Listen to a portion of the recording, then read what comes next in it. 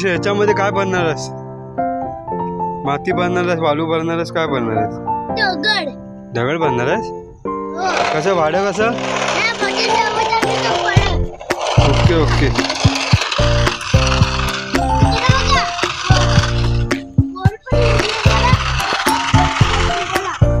हे बरं, तुमचा एक ट्रिप कशी आहे? डब्बर जिमची एक ट्रिप कशी आहे? 2024 म्हणजे 2400 रुपये, 25 म्हणजे 2500. तर नमस्कार मित्रांनो, मी ऋषी आडस कोंगड यूट्यूब चॅनल स्वागत आहे. मित्रांनो नमस्कार, बरं आपलं सगळं. तर मित्रांनो मी चाललं आहे जे काजू सर्वात चाललं वरती मेरोखंडा म्हणून आहे ना, तिकडे आमचे 3 काजू आहेत. तर आम्ही दरवर्षीप्रमाणे तिकडे जातो. आता गेलो नाही हो, यंदा काजू पण सगळीकडे लवकर आले. तिकडे काय आलं नसेल, पण आपला एक फेरफटका म्हटलं मारून येऊया. हा थोडासा वेळ आहे सकाळचा. आज काय जरा नेहमीप्रमाणे कामं थोडी कमी आहेत. पाणी वगैरे झालं ना, घरी काल घातले रात्री मजबूत भरपूर. त्यामुळे आज सकाळी काय एवढं पाणी नाही घालायचं आहे घरी. तर म्हटलं चला काजू जायचं होतं ना, 2 जण, पण बायकोला काही वेळ नसल्यामुळे म्हटलं मीच जाऊन येतो. आणि बघूया आता काय काजूचं काय कितपत काय विषय आहे तो.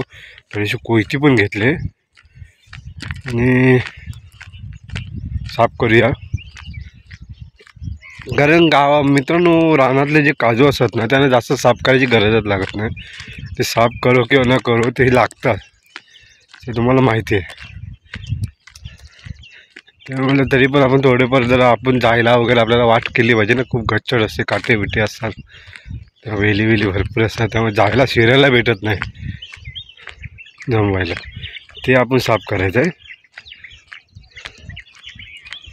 आता तुम्हाला हे बघा, इकडे परिसर दाखव. ही सगळी जागा आहे ना मित्रांनो गेलेली आहे.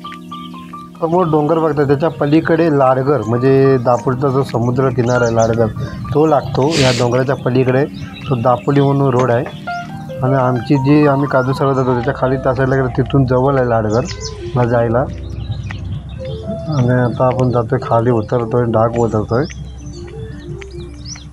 तर इकडं पण बरं चाललं.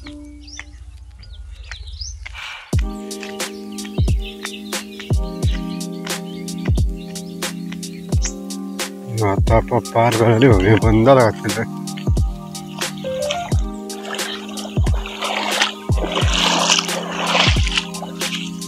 नदी आहे इकडे.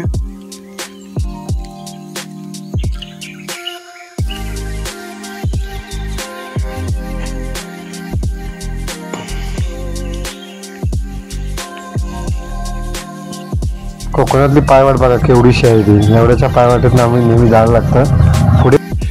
मित्रांनो कोकणामध्ये एक अशी रस्ता आहे की पायवाट म्हणजे मित्रांनो पहिल्यापासून म्हणजे आपल्या म्हणजे माझ्या बऱ्याच पिढी त्या लोकांनी पायवाट अशी सुरू ठेवलेली असते की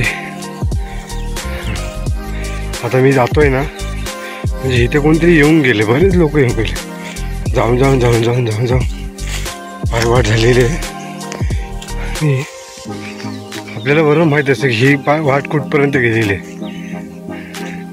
हे असं कोकणातलं जरा हे आहे की तुम्ही इथे 3 पण असं कधी चुकायला पण होतं, नक्की कुठं जायचं आहे, ही कुठपर्यंत गेली.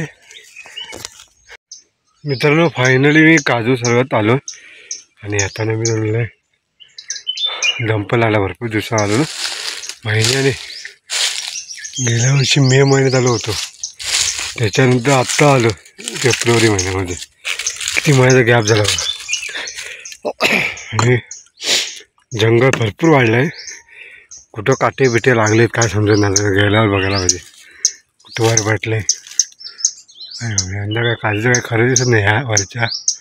मित्रांनो साफसफाईला सुरुवात झालेली आहे इकडं. तिथे गेल्या वर्षी खूप इकडे एकदम गच्चड होती आणि आता जरा साफ बऱ्यापैकी झालं आहे. आणि आता आपल्याला काय करायचं आहे, मोठे काय हे दिसतील तर आपल्याला म्हणजे मोठी झाडं टाकायची, तोडून अशी बारीक वेळ. कारण का हे कशासाठी टाकायचं, असं काही इथे कोणतरी आलं आहे म्हणजे वावर करतायत, म्हणजे येत आहेत काजू काढायला, हे समज नाही का. काही लोक असतात ना ते येतात रानात, त्याला याची दिसली त्याची दिसली काजू काढा, त्या लोकांसाठी असंच. गेल्या वर्षी पण आमचं थोडंसं नुकसान झालं, कारण आम्ही एप्रिलमध्ये बहिणीच्या लग्नाला गेलो होतो काकांच्या मुलीच्या, तेव्हा थोडंसं आमचं नुकसान झालं होतं. कारण त्यावेळी आम्ही जायच्या आधी मी येऊन गेलो होतो आणि 3 ते 4 दिवसांनी आलो, बघतो तो काय वरती काय काजूच नाही. सगळे बहुतेकशे ओले वगैरे सगळे काजू काढून नेले होते. तर कोणी नेले काय आम्हाला माहीत नाही, कारण कोणी सगळेजण लोक इकडे येत असतात. असू दे, असं होत आता छोट्या छोट्या गोष्टी गावामध्ये होत असतात. म्हणून हे करायचं असतं की आपण म्हणजे पायवाट म्हणजे आपण येतो इथे, म्हणजे आपली सुरू आहे इथं, कोणतरी येतो इथं बघतो आहे असं त्यांना समजतं. त्यामुळे सहसा कोणीतरी हात लावत नाही.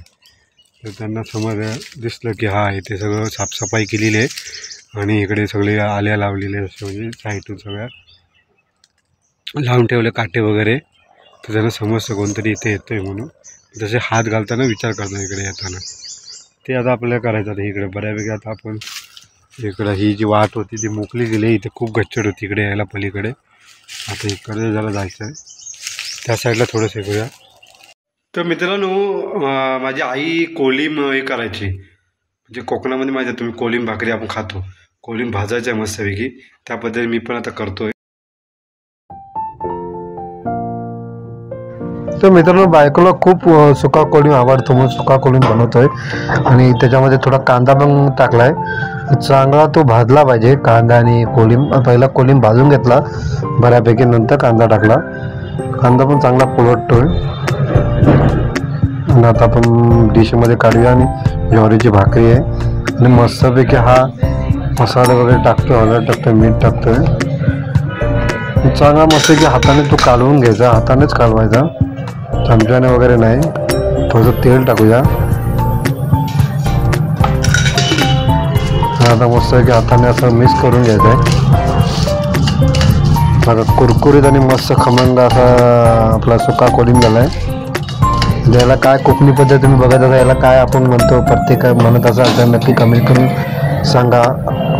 आणि ते ज्वारीची भाकरी बायकोने आणलेली आहे. मित्रांनो, फायनली आपल्या कोकणातला कोलिम म्हणजे सुका कोलिम कांदा टाकून, हा अनवेतला नको आहे, कांदा टाकून बनवलेला आहे आणि मस्तपैकी छान आणि खमंग असा वास येतो कोलिमचा. कांदा पाणी ज्वारीची भाकरी बायकोने आणलेली आहे, ज्वारीची भाकरी आणि कोलिम. आता बायको खाणार आहे, कारण हे सगळं तिच्यासाठी आहे, आपण काय यातलं काय खात नाही कोलिम. हा तुझ्यासाठी नाही, तुझ्यासाठी काय बनव, तुला काय बनवून देऊ, तुला आफ्राय बनव, काय तुला आफ्राय बनव, बोल लवकर बोल. खाशील ना, तुझ्या हाताने जेवायला लागेल. अन्वेष काय रे, हा हा ठीक आहे, आपलं अंडे घेऊन ये.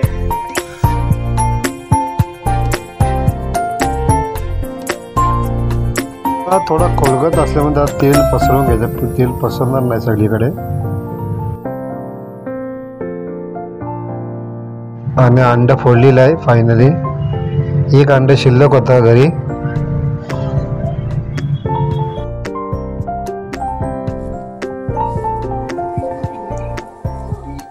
अन्वेष खाणार आहे म्हणून थोडासा मसाला टाकूया, थोडंसं मीठ वरून टाकलाय, वरूनच टाकायचं मस्त, आणि थोडंसं हळद. मसाला थोडा कमी टाकायचा कारण अन्वेष खाणार आहे, तिखट लागेल म्हणून, परत मला नको म्हणेल.